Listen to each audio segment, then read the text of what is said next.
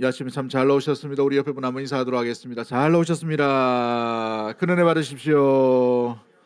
네, 오늘 본문의 말씀을 통해서 하나님께 더 가까이 8번째 시간으로 부끄러움 없이 나아가라, 부끄러움 없이 나아가라 라는 제목으로 말씀을 함께 나누도록 하겠습니다. 요즘은 안녕하셨습니까? 라는 어떤 인사가 무색할 정도로 이 세상이 참 난리 요란한 그런 상황들을 바라보게 됩니다. 뉴스만 딱 보더라도 뭔가 영화에서만 나오는 일들이 얼마나 많이 나오는지 몰라요. 미사일이 날아가는 게 막 보이고, 또 이렇게 뭐 빌딩이 파괴되는 모습도 보이고, 또 불편한 줄 몰랐는데 석유가 잘 안 들어오니까 어때요? 석유 가격이 확 뛰어 올려 버리고, 뭐 또 원화 또 달러 이 환율이 어제 보니까 1,500원 넘게 이렇게 올라가 버리는 것을 보게 되는데, 참 이게 희한한 세상, 뭔가 안녕하지 못한 불안 가운데 살고 있는 것을 바라보게 됩니다. 그래서 우리 성도님의 삶도 마찬가지죠. 참으로 삶이 힘든 세상 가운데 있다 보니 마음 가운데 여유도 없고 팍팍한 것을 바라보게 됩니다.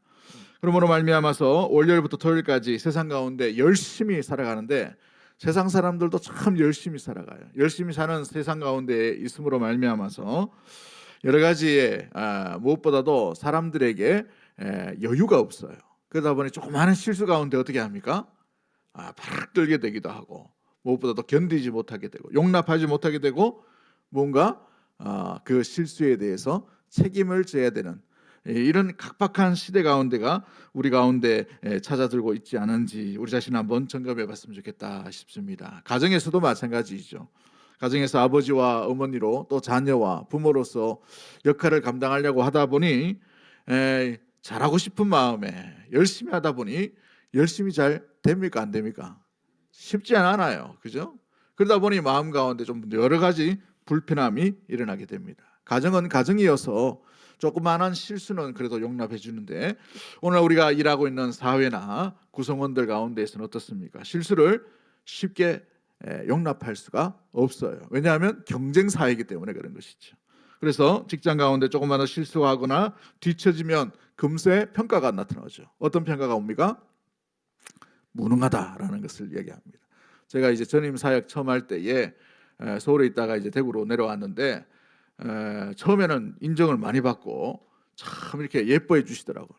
근데 이제 거기에는 일이 너무 많아가지고 너무 피곤한데 12시 넘어서 뭔가 이제 책자를 만들어야 되는 그런 상황이었습니다. 책자를 만드는데 12시 넘었어요. 아침 12시가 아니고 저녁 12시에. 12시 넘어가지고 이제 책자를 만드는데, 책자가 수백 권이잖아요. 수백 권인데 옛날에는 교회에서 만들면 호치키스 이렇게 스탬플러를 찍어야 됩니다. 너무 피곤하다 보니 스탬플러를 정확하게 찍어야 되는데 졸다가 찍다 보니 삐뚤삐뚤하게 찍었어요.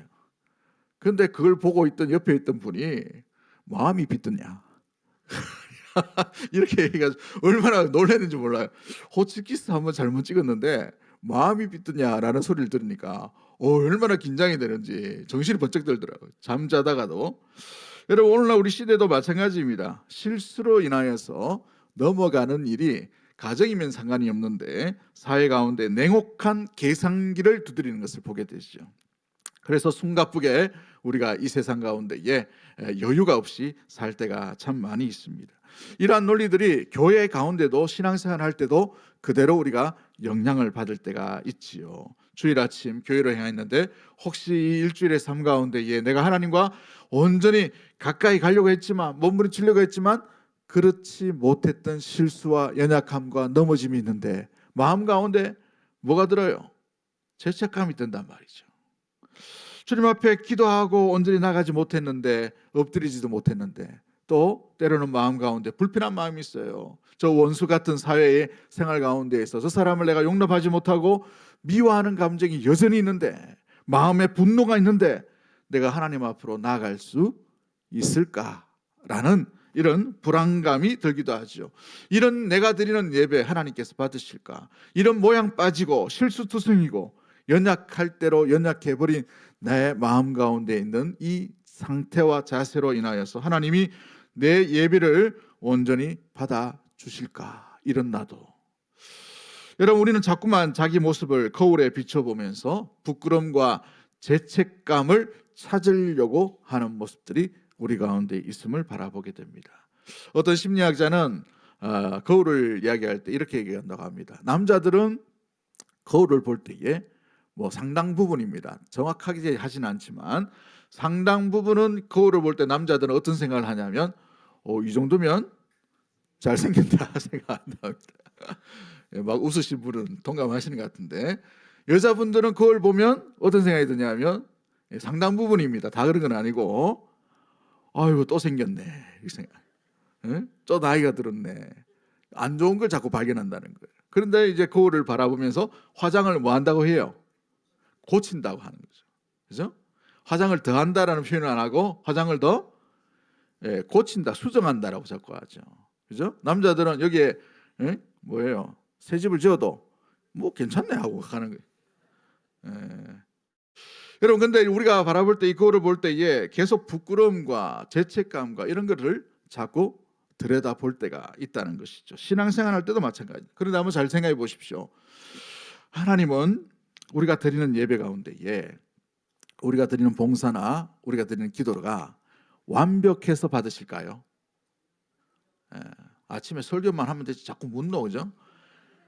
여러분, 우리가 중요한 것이 바로 여기에 있어요. 하나님은 우리가 완벽해서 우리 예배를 받으신 것이 아니에요. 완벽하신 하나님 때문에 우리의 예배를 받으시는 것입니다. 할렐루야. 완벽하신 분은 하나님 한 분밖에 없는 줄 믿습니다. 우리는 완벽하지 않아요. 그러나 불완전한 이 예배를 하나님께서, 완전하신 하나님께서 받으시기에 합당하시고 기쁘게 여기심으로 온전히 우리가 주님 앞에 온전히 나아갈 수 있게 되는 것이죠. 그래서 기독교 신앙을 한마디로 정의하면 밑에서 위로 쌓아 올리는 공든탑을 쌓는 것이 아니에요. 불교는 어떻습니까? 수행을 해야 되고 공양을 해야 되고 자기 노력을 해야 됩니다. 열심히 해야 돼요. 자기 공덕을 쌓아야만 부처가 될 수가 있어요. 신이 될 수 있단 말이죠. 그러나 우리 기독교는 아니에요. 정반대입니다. 사람이 신이 될 수는 없어요. 그러나 하나님이 완전하신 그분이 이 땅 가운데 오심으로 말미암아 우리 죄를 용서해 주심으로 말미암아 우리가 하나님의 자녀가 된 줄 믿습니다. 완전히 출발이 달라지는 것을 바라보게 되지요. 우리는 누구도 하나님의 보좌 앞에 온전히 설 수 없는 존재입니다. 그러나 긍휼이 풍성하시고 사랑이 많으신 그 하나님께서 이 땅 가운데 찾아오심으로 말미암아 우리를 그 하나님의 나라로 인도해 가시는 거예요. 할렐루야. 그러므로 말미암아 우리의 신앙은 하늘에서 내려온 은혜의 뿌리를 두고 있다라는 사실이죠. 내가 하나님을 찾아서 여기 있는 것이 아니에요. 하나님 우리를 찾아주셨어요. 아멘. 이렇게 종로 이렇게. 할렐루야. 그러므로 말미암아 내가 하나님을 찾는 것이 아니라 하나님이 먼저 우리를 찾아오셨다는 사실이죠. 오래된 이야기입니다만은 에덴 동산의 이야기를 한번 보십시오. 아담과 하와가 죄를 짓게 되었습니다. 그들이 죄 짓고 난 뒤에 가장 먼저 한 일이 뭡니까? 부끄럽고 두려워서 나무 뒤에 숨어버렸어요. 하나님을 피했다는 것이죠. 하나님을 피한 부부에게 하나님은 어떻게 하셨습니까? 소리를 지르시죠. 아담아, 내가 어디 있느냐? 찾으셨어요. 찾으신 것뿐만 아니라 하나님께서 또 어떻게 하셨습니까? 찾아오셨어요. 그들 가운데 숨어있는 그 자리까지 부끄럽고 창피하고 두려운 그 가운데에 벌거벗은 이 부부를 찾아오심으로 말미암아 친히 회복시키시고 무엇보다도 은혜를 베푸시는 분이 우리 하나님이신 줄 믿습니다. 그렇습니다. 여러분, 그러므로 말미암아 오늘 히브리서 기자는 하나님의 그 은혜를 힘입어서 우리에게 어떻게 교훈을 하고 있습니까? 그러므로 우리는 긍휼하심을 받고 때를 따라 돕는 은혜를 얻기 위하여 은혜의 보좌 앞으로 어떻게 나간다라고 되어 있죠? 담대히 나아갈 이유가 뭐예요? 내가 잘나고 내가 멋있어서 내가 완벽해서가 아니라 주님이 완벽하시기 때문에, 주님이 이끌어 주시기 때문에, 주님이 찾아오셨기 때문에 우리가 그 은혜를 인하여서 어떻게 나간다고요? 담대히 하나님의 보좌 앞으로 나아갈 수 있는 기회를 얻게 된 줄 믿습니다. 에덴에서 숨었던 인간들이 이제 담대히 나간다. 이 담대히 나간다는 것이 헬라어 말로 보면 파레시아라는 단어를 씁니다. 파레시아라는 단어를 쓰는데 이게 뭐냐면 숨김없이, 거리낌 없이 담대하게 나갈 수 있다는 거예요. 그러므로 이 역전이 일어난 이유는 무엇인지 오늘 본문에서 이 히브리서 기자는 우리에게 세 가지의 교훈을 말씀해 주고 있습니다. 첫 번째가 뭐냐면 우리가 담대히 나아갈 수 있는 이유가 우리가 완전해서가 아니라 완전하신 분이 있기 때문이죠. 그 완전하신 분은 예수 그리스도 우리의 완전한 대제사장이 계시기 때문에 그러하다는 것이죠. 14절 말씀 같이 봅니다. 시작. 우리에게 큰 대제사장이 계시니 성천하신 이 곧 하나님의 아들 예수라. 우리가 믿는 도리를 굳게 잡을지어다. 우리에게 누가 계신다고요? 큰 제사장이 계신대. 그 큰 제사장은 어떤 제사장이냐면 완전하신 제사장이라는 것이죠. 구약의 제사장은 다 불완전한 존재였습니다. 처음 최초의 대제사장은 누구였습니까? 아론이었죠. 이 아론은 참 실수가 많은 사람이었어요. 많은 부분이 연약한 때로 연약한 사람이었습니다. 그러나 그 구약의 처음 대제사장도 불완전했지만 이 우리 주 예수 그리스도께서 이 땅 가운데 오심으로 말미암아 완전한 대제사장이 되어 주셨다는 사실인 것이죠. 여러분, 구약의 대제사장의 제도를 한번 보십시오. 이 대제사장은 1년에 한 번 딱 이 지성소로 들어갈 수가 있어요. 그날을 속죄일이라고 합니다. 속죄일, 염키푸르라고 되어 있어요. 염키푸르. 이제 화면을 보내주셔야 됩니다. 자막. 아까는 늦더만 이제는 빠르고 이게 맞추기 좀 힘들어요. 그러니까 정신 바짝 차려야 됩니다. 그죠? 염키푸르라고 되어 있어요. 대제사장이 딱 한 번 딱 들어가요. 이때 들어갈 때에는 이 이스라엘 백성의 모든 죄를 가지고 대제사장이 대신 들어가는 거예요. 이 대제사장도 불안하기 때문에 이 옷에다가 뭘 달아요? 방울을 답니다. 왜요? 자기도 그 죄 때문에 죽을 수 있기 때문에. 거룩하신 하나님 앞에 나간다는 것이 그만큼 불안하고 두렵기 때문에 그런 것이죠. 근데 이 백성들은 어떻게 합니까? 대제사장이 나올 때까지, 그 죄가 속죄될 때까지 바깥에 서서 기다리기만 하는 거예요. 두려움과 또 거리가 구약의 제사의 핵심과 같은 현실이었다면 이제 예수님은 어떻게 하셨습니까? 히브리서 9장 24절 말씀에 그리스도께서는 참 것의 그림자인 손으로 만든 성소에 들어가지 아니하시고 오직 참 하늘에 들어가사 이제 우리를 위하여, 누구를 위하여? 우리를 위하여 하나님 앞에 나타나셨다라고 되어 있습니다. 참 하늘로 바로 올라가셨다는 것이죠. 이 구약에 있던 이 모형의 성소 가운데 나가는 그 모습이 아니라 곧바로 하늘에 올라가심으로 말미암아 이 모든 것들을 다 해결하셨다는 것이죠. 그렇습니다. 하나님은 이 아들 예수 그리스도를 이 땅에 보내심으로 말미암아 하나님께로 온전히 나아갈 수 있는 온전한 형통의 길, 생명의 길을 열어주신 줄 믿습니다. 그분으로 말미암아 우리가 주님 앞으로 나아갈 수 있는, 우리의 죄가 용서받을 수 있는 길을 열어주셨다는 사실이지요. 그 예수께서 우리를 어떻게 하십니까? 히브리서 7장 24절 25절 말씀에 그러므로 자기를 힘입어 하나님께 나아가는 자들을 어떻게 하신다라고 되어 있어요. 온전히 구원하신다고 되어 있어요. 구약의 제사는 매년 드려야 돼요. 매년 매년 희생을 치렀다면 예수 그리스도께서 친히 하나님의 어린 양이 되심으로 말미암아 그 피로 말미암아 온전히 완전하게 완벽하게 더 이상 이 제사를 드리지 않아도 될 놀라운 완벽한 구원의 길을 열어주신 줄 믿습니다. 그러기에 우리의 죄 용서받은 이유는 단 한 분이신 완전하신 대제사장이신 완벽하신 예수 그리스도로 인하여 하나님의 보좌로 온전히 나아갈 수 있는 길이 열리게 된 줄 믿습니다. 그렇죠. 만왕의 왕 내 주께서 왜 고초를 당하십니까? 이 벌레 같은 날 위에 주보혈 흘리신 이유가 십자가로 인하여서 내 모든 죄, 내 모든 걱정, 내 모든 부끄러움이 다 용서받았다는 사실이에요. 할렐루야. 옆에 분 한번 째려보지 마시고 한번 인사하도록 하겠습니다. 우리의 죄가 용서받았습니다. 그렇습니다. 우리 스스로의 자격이 아니라 대제사장의 완전한 자격 때문에 그 일로 인하여 주의 보좌로 나아가게 된 줄 믿습니다. 주의 보좌로 나아갈 때에 어떻게 나가야 할까?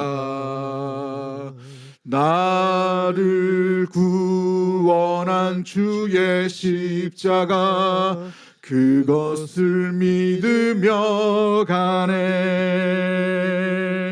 자격 없는 내 힘이 아니 오직 예수님의 보혈로 오직 예수님의 보혈로 자격 없는 내 힘이 아니 오직 예수님의 보혈로 십자가의 보혈 완전하신 사랑 힘입어 나갑니다. 십자가의 보혈 완전하신 사랑 힘입어 예배합니다. 우리 실력이 아니에요. 주의 보혈인 줄 믿습니다. 그분이 우리를 위해 흘려주신 그 속죄의 보혈로 인하여 우리가 하나님께로 나아가게 그 귀한 은혜를 자격을 얻게 된 줄 믿습니다. 또한 우리가 주의 은혜의 보좌로 나아갈 수 있었던 귀한 이유는 용서함과 사함 가운데 있었던 이유가 뭘까요? 15절 말씀에 우리 주님이 그냥 오신 것이 아니라 그냥 속죄하신 것이 아니라 친히 모든 아픔과 연약함을 다 알고 동정하시고 그 모든 것들을 친히 감당해 주셨기 때문에 그런 것이죠. 15절 말씀 보십시오. 우리에게 있는 대제사장은 우리의 연약함을 동정하지 못하실 이가 아니요 모든 일에 우리와 똑같이 시험을 받으신 이로다라고 되어 있어요. 죄는 없으신 분이다. 이것이 주는 이유는 무엇입니까? 내용은 무엇입니까?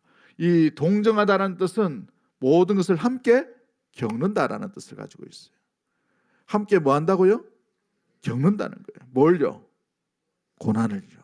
기쁨만을 같이 하는 것이 아니에요. 모든 고통과 아픔, 인생에 주는 모든 절망과 이 무엇보다도 이 부족함, 연약함들의 모든 것들을 다 동정하신다. 함께 겪는다는 거예요. 여러분 멀찍이 떨어져서 그냥 고통에 대해서 구경만 하시는 하나님이 아니라 친히 그 고통을 함께 감당하시는 거예요. 감당한다.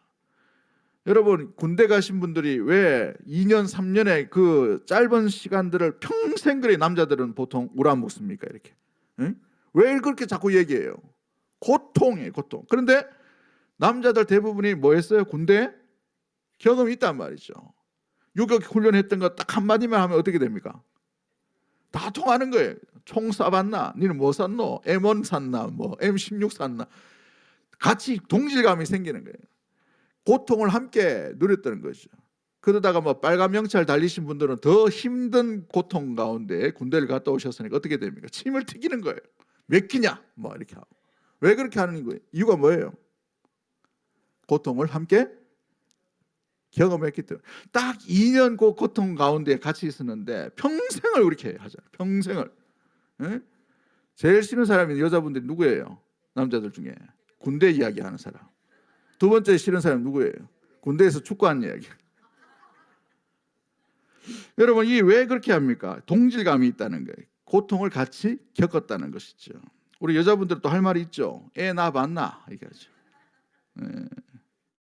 세계적인 외과 의사인 폴 브렌트라는 아주 유명한 의사가 있습니다. 이분이 인도의 나병 환자들을 수십 년간 고쳤던 분입니다. 치료했던 분인데 그래서 이 의사들 세계에 있어서 노벨 상과 같은 그 상을 이분이 받으셨어요. 굉장히 유명하신 분인데 소천하셨습니다마는 이분이 이런 말을 남겼어요. 나는 수천 번 수술을 했지만 수술대에 올라가 본 적은 없습니다. 그래서 나는 환자가 느끼는 두려움, 차가운 금속 수술대의 감촉이라든지 마취가 들어올 때의 그 공포를 완전히 안다고는 할 수 없습니다. 왜요? 고통을 같이 겪지 않았기 때문에. 한센병, 이 나병 환자들이 아픔을 알지 못해요. 코가 떨어지고 손가락이 떨어지는 이 절규와 마음의 불안을 이 사람은 잘 몰라요. 고칠 수는 있고 치료할 수는 있지만 경험하지 않았기 때문에 그래요. 우리 예수님은 이 땅 가운데 하나님의 형상이 훼손된 것을 온전히 고치시는 진정한 의사로 오신 분인 줄 믿습니다.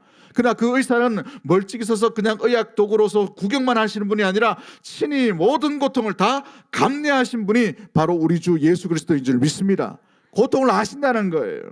무엇을 아십니까? 배고픔을 아셨습니다. 40일 금식하시면서 일용할 양식의 소정을 아셨어요. 필요를 아셨습니다. 고난 가운데 지침으로 말미암아 우물가에 기대셨던 예수님이셨어요. 슬픔을 아셨습니다. 친구의 죽음 가운데에 절규하시며 통곡하셨던 분이 우리 예수님이셨어요. 배신의 아픔을 아셨습니다. 철저하게 따라왔던 사랑하는 제자들이 11명은 배신해서 도망갔고 한 명은 배반함으로 말미암아 예수를 팔아버리는, 자기 스승을 팔아버리는 이 가슴 아픈 일들을 경험했던 분이 예수님이셨어요. 예수님은 또 외로움을 아셨죠. 하나님 아버지로부터 외면당하시는 그 일들을 경험하셨습니다. 기도를 하셨는데 응답이 없는 이 침묵의 아버지의 이 기다림 가운데에 있는 이 어떤 답답함도 아셨어요. 겟세마네의 땀방울이 바로 그 증거가 되는 것이죠. 고통과 아픔과 상함과 상처와 죽음도 아시는 분입니다. 할렐루야. 극심한 고통의 매질 가운데 그분은 외면하신 것이 아니라 죽음의 한복판으로 들어가신 십자가가 바로 그 증거인 줄 믿습니다. 그런데 죄는 없으셔요. 그 죄가 없다는 사실이 우리에게 주는 교훈이 뭘까요? 죄 있는 자들을 완전히 구원할 수 있는 놀라운 은혜의 하나님이라는 사실인 것이죠.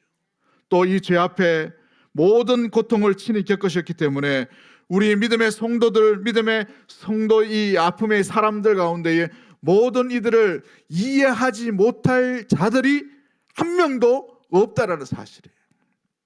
내가 당한 고통 나만 안다고 생각할 수 있지요. 가족은 몰라준다고 생각하지만 그것보다 더한 고통을 친히 우리 주 예수 그리스도께서 저와 여러분을 위해 친히 감당해 주신 줄 믿습니다. 그러므로 말미암아 모든 고통을 아시는 분입니다. 여러분 기억하십시오. 내 연약함이 그분을 멀게 하거나 그분으로부터 멀어지는 것으로 나아가지 않는다는 것이에요. 여러분 우리의 부족함과 우리의 이 아픔과 고난이 주님으로부터 멀어지는 것이 아니라 그 고난 가운데 연약함을 뚫고 주님은 찾아오시는 분입니다. 우리가 또 주님의 이 고통과 연약함을 친히 아심으로 말미암아 우리 가운데 함께 오셔서 동정하여 주시고 또 무엇보다도 그 고통을 함께 짊어지시는 분이 우리 주 예수 그리스도인 줄 믿습니다. 부끄러움이 우리의 담을 쌓았다면 십자가는 그 담을 허물어 드시고 하나님께로 그 연약한 몸을 이끌고 부족한 몸을 이끌고 주께로 온전히 나아갈 수 있는 길을 열어주신 줄 믿습니다. 친히 그 십자가를 짊어지시기 때문에 그런 것이죠. 그런 실로 우리의 질고를 지고 우리의 슬픔을 감당하셨거늘. 여러분 이 당했다는 말은 무거운 짐을 운반했다는 것입니다. 우리의 모든 고통이 예수 그리스도께로 전이된 거예요. 예수 그리스도께서 우리의 모든 인류의 죄를, 사망의 그 음침한 무엇보다도 결과의 그 죄의 죄값을 다 짊어지고 십자가를 지셨다는 사실인 것이죠. 마지막 세 번째로 그로 인하여서 우리가 나아가는 곳이 심판의 자리가 아니라 은혜의 보좌라라고 이렇게 히브리서 기자는 표현하고 있습니다. 그러므로 우리는 긍휼하심을 받고 때를 따라 돕는 은혜를 얻기 위하여 어디로 나아간다고요? 은혜의 보좌 앞으로 담대히 나아갈 것이니라 라고 되어 있어요. 이 보좌는 왕의 통치의 자리입니다. 이 통치의 자리에 뭐가 있느냐? 심판 때만 있는 것이 아니에요. 믿음의 성도, 부끄러움을 무릅쓰고 연약함 가운데 주님 앞으로 담대히 나아가는 그 믿음의 성도에게는 긍휼의 선물이 있고 은혜의 선물이 있다는 것이죠. 그래서 은혜의 보좌라고 되어 있습니다. 같은 의미로 은혜와 긍휼은 같은 의미지만 또 다른 의미의 해석이 되어지가는 모습들을 보게 되죠. 긍휼이라는 말은 과거의 모든 죄에 대해 용서하신다는 사실이에요. 할렐루야. 과거의 모든 얽매임, 과거의 모든 연약함들을 다 이제는 용서받는다는 용서의 의미의 긍휼의 보좌라는 사실이죠. 그 보좌로 나아갈 때에 바로 그와 같은 아름다운 일들이 일어난다는 것입니다. 또한 은혜는 무엇입니까? 현재의 은혜예요. 현재의 은혜. 때를 따라 돕는 은혜입니다. 때를 따라 정확한 때에 지금 이 순간 현재 가운데에 주님의 은혜가 필요할 그때에게, 그 믿음의 성도에게 주님이 원하시는 그 귀한 시간 가운데, 내가 원한 것이 아니에요. 주님이 원하시고 주님이 뜻하신 그 시간에 정확한 때에 하나님은 은혜를 베풀어 주시는 놀라운 은혜의 하나님인 줄 믿습니다. 어떨 때 이 긍휼과 은혜를 얻게 됩니까? 보좌로 나아갈 때. 여러분, 그러므로 긍휼은 과거를 향하고 은혜는 미래를 향합니다. 긍휼은 어제를 씻어버리는 놀라운 은혜라면 은혜는 오늘을 쌓아가는 놀라운 선물임을 잊지 않는 우리 사랑하는 대구동성의 모든 가족들이 되기를 주의 이름으로 간절히 축복합니다. 그러기에 연약함 가운데에 부족함 가운데 있어도 우리가 나아가야 될 곳, 사모해야 될 것은 주님 앞으로 더 가까이 나가는 거예요. 주께로 더 가까이 나가는 것이죠. 주님 앞으로 더 가까이 나가는 것이, 주님과 멀어지는 것이 아닙니다. 여러분의 부끄러움과 죄책감 때문에 주님으로부터 멀어지는 것이 아니라 오히려 더 주님 앞에 더 가까이 갈 수 있는 믿음의 성도들이 되기를 주의 이름으로 간절히 축복합니다. 여러분의 어떤 얼매임이 있다 하더라도 주님 앞에 나아가면 바울을 보십시오. 살인자였습니다. 그러나 주님 앞으로 나아갈 때 그는 놀랍게 주님 앞에 쓰임받는 아름다운 도구가 되게 된 것이죠. 주님 앞에 바꾸지 못할 자는 아무도 없는 줄 믿습니다. 그러기에 율법은 우리를 얽매일지 모르지만 복음은 우리로 하나님께로 더 놀랍게 가까이 나가게 하고 자유함을 주시고 무엇보다도 막혀있던 담을 허물어뜨리는 것이 복음의 능력인 줄 믿는 믿음의 모든 가족들이 되기를 주의 이름으로 간절히 축복합니다. 그러기에 여러분, 얽매이지 말고 우리의 발걸음이 한 걸음 한 걸음 주의 부르심과 인도하심 따라 주께로 더 가까이 나아가는 사랑하는 대구동성의 모든 가족들이 되기를 주의 이름으로 간절히 축복합니다. 이것이 바로 복음의 초대인 것이죠. 마태복음 11장 28절에 수고하고 무거운 짐진 자들아 니만 온나라고 말씀하시지 않으셔요. 누가 오라고 말합니까? 다 내게로 오라고 하셨어요. 우리 4월 19일 우리 초청잔치가 있는데 여러분 다 초청할 수 있게 되기를 원합니다. 아멘이 이렇게 없노?